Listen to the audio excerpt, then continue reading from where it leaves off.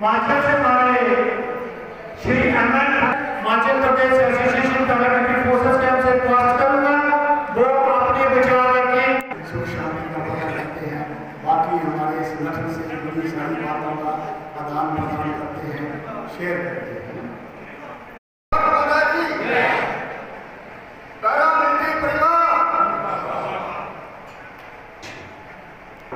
हमारे समस्त पैरामिलिट्री परिवार के लिए अपना हमेशा आशीर्वाद, जो सतम जिन्होंने पैरामिलिट्री के लिए अपना कीमती समय दे के अपने जो काम कराए हैं उनका धन्यवाद करने का डीके शर्मा साहब जो चेयरमैन भी हैं, और ये हर जगह इंडिया पैरामिलिट्री का तैयार किया है उस हमारे जनरल ठाकुर साहब जो उनका बहुत ज़्यादा योगदान है एक पैरामिलिट्री गठन किया और काफ़ी हजारों के हिसाब से मतलब हमारे आप जानते हो ये जान से काम कर रहे हैं। और हेमंत सिंह मान साहब, नूर मोहम्मद साहब, मोहल्लाल प्रेसिडेंट सुंदर बनी है, और अपने सलमान साहब, नजवीर अहमद मोहम्मद, मस्त पैरामिलिट्री परिवार के भाइयों का और बहनों का अभिनंदन करता हूँ और धन्यवादी हूँ जिन्होंने हमें ये मौका दिया है। और पैरामिलिट्री की अगर बात किया जाए यूनिट के नाम से हुआ था, जैसे सेना को हुआ था सुदेशा कुमारी सुदेश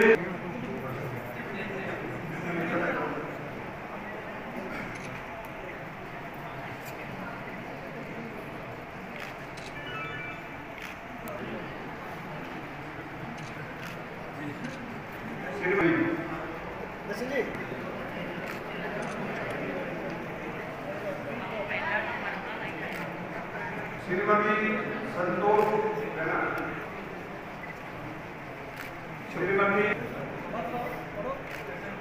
श्रीमती अमन कौर,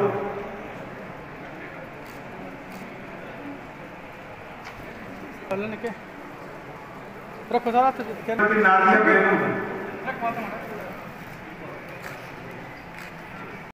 ये हम सालाना एक एनुअल डे बनाते हैं action to paramilitary force welfare association Jammu and Kashmir का, जिसके बीच हमारे ऑल इंडिया से गेस्ट आते हैं, जैसे पंजाब एसोसिएशन के प्रेसिडेंट और हिमाचल से हमारे बीके शर्मा डीआईजी और उनके साथी आए हुए हैं सारे। और जो हमारी हाईलाइट प्रॉब्लम्स ये है, हमें 12 साल हो गए लड़ाई लड़ते हुए, सबसे ज़्यादा हिंदुस्तान के बीच पैरामिलिट्री फोर्सेस की कैजुअलिटी है। इस सरकार ने हमें कुछ नहीं दिया, पेंशनें देखो, हर एक चीज़ देखो, बिल्कुल बैकफुट पे पैरामिलिट्री फोर्सेस को धकेला है और वादे करके मुनकर गए हैं। जीएसटी देखो, पूरे हिंदुस्तान से ज़्यादा जम्मू कश्मीर के बीच लगाई हुई है। और दूसरा एक्साइज ड्यूटी, जहाँ जम्मू पूरे हिंदुस्तान के बाद जितनी हमारी ड्यूटीज़ हैं वहाँ एक्साइज ड्यूटी नहीं होती है, और जम्मू कश्मीर के बीच एक्साइज ड्यूटी एक बॉटल के पीछे 250 रुपया, किसी के पीछे 300 रुपया लगाया हुआ है। ये पैरामिलिट्री फोर्सेस के साथ बड़ी अनदेखी की जा रही है। मेरी पुलिस जम्मू कश्मीर के लेफ्टिनेंट गवर्नर से रिक्वेस्ट है पैरामिलिट्री फोर्सेस की तरफ से, जो हमारे present officers IG Jammu, CRP, ITBP, BSF, कोई भी जो पैरामिलिट्री फोर्सेस के अफसर्स हैं इस चीज़ को बाज नहीं उठाते। क्या हमने किसी जुल्म कर रखा है जो हमारे को पूरे हिंदुस्तान से ज़्यादा जो एक्साइज ड्यूटी देनी पड़ रही है? सबसे ज़्यादा एक्साइज ड्यूटी और सीएसडी जम्मू कश्मीर को दी हुई है पैरामिलिट्री फोर्सेस को, और आर्मी को देखो कितनी फैसिलिटी दे रखी है, लेकिन पैरामिलिट्री फोर्सेस को आज तक कोई फैसिलिटी नहीं मिली, सिर्फ लॉलीपॉप दिए गए हैं। मेरी रिक्वेस्ट है मीडिया से हमारी बात को ज़्यादा से ज़्यादा हाईलाइट करें। मुझे एक दुख आता है, हमारे जहाँ जम्मू कश्मीर के बीच हमने इतनी पब्लिसिटी की है सरकार के लिए, लेकिन हमारे मेमोरेंडम दिए, डेलीगेशन मिले गाड़ियों भर भर के, लेकिन हमारी बात पार्लियामेंट के बीच एक दिन नहीं उठाई।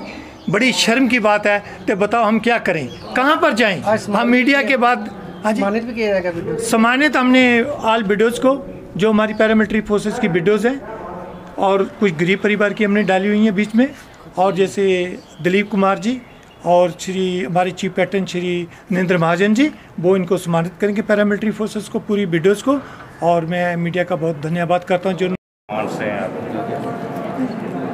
हमारी जो यहाँ पर कन्वेंशन हो रही है, ये ऑल इंडिया पैरामिलिट्री संघ के बैनर के तले हो रही है और हम सभी forces, arm forces of the union में जो पैरामिलिट्री फोर्सेस आती हैं, BSF, SSB, ITBP, CRPF, CISF, सभी तमाम लोग यहाँ पर एकजुट होकर इकट्ठे हुए हैं। आज हमारी इस कन्वेंशन का मतलब सरकार के सामने कुछ मुख्य डिमांड्स को रखना है, जैसे कि हमको पहचान नहीं है। सबसे पहले पैरामिलिट्री फोर्सेस को पहचान नहीं है। कभी पैरामिलिट्री कहते हैं, कभी CAPF कहते हैं, कभी कुछ कहते हैं, कभी उसको सिविलियन में ले आते हैं, कभी उसको फोर्सेस में ले जाते हैं।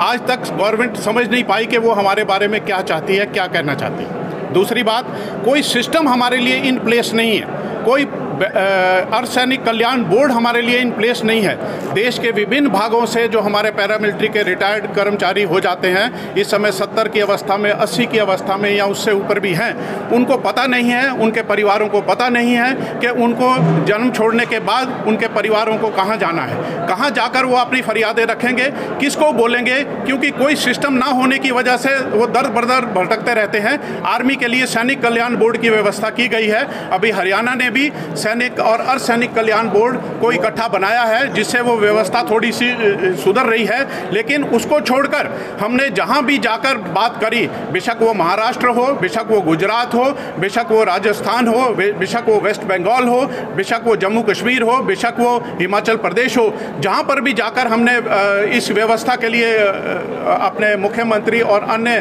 जो केंद्रीय मंत्री उनसे गुहार लगाई, सभी ने ये बोला कि ये जो है डेमोक्रेसी है, डेमोक्रेसी में भीड़ की राजनीति चलती है। आप अपनी भीड़ दिखाइए, आप अपने मेंबरशिप दिखाइए। जब आपके मेंबरशिप बहुत हो जाएंगे, आपकी भीड़ संख्या बहुत हो जाएगी, तो सरकार उसके ऊपर जरूर कोई ना कोई ध्यान कर सकती है। तो अभी हमारा ये जो काम है, हम जो इकट्ठे हुए हैं, हमारा ये काम है कि हम अपनी मेंबरशिप को भी रेज कर रहे हैं और इन बातों के ऊपर विचार कर रहे हैं। सबसे बड़ी बात, अर्धसैनिक कल्याण बोर्ड के गठन के साथ साथ CGHS की सुविधा का अभाव। देश के दूर दराज के इलाकों में भी हमारे अर्धसैनिकों को CGHS की कोई सुविधा नहीं है। और जब बात की गई तो बोला गया कि 6000 से कम आदमी होने पर यहाँ जब तक मेंबरशिप नहीं बढ़ाएंगे और सेंट्रल गवर्नमेंट की अदर एजेंसीज को नहीं मिलाएंगे, जो कि सेंट्रल गवर्नमेंट का काम है या स्टेट गवर्नमेंट का काम है, वो काम हमारे ऊपर छोड़ रहे हैं कि आप अपनी वहाँ पर संख्या बल बताइए, तब हम आपके लिए CGHS की सुविधा देंगे। लेकिन अभी CGHS को भी डाइल्यूट करने का काम किया जा रहा है कि CGHS के साथ आयुष्मान कार्ड के साथ उसको मिलाया जा रहा है, जिससे कि क्या होगा, आने वाले समय में हमारे जो बुजुर्ग भाई हैं, महिलाएं हैं, वीरांगना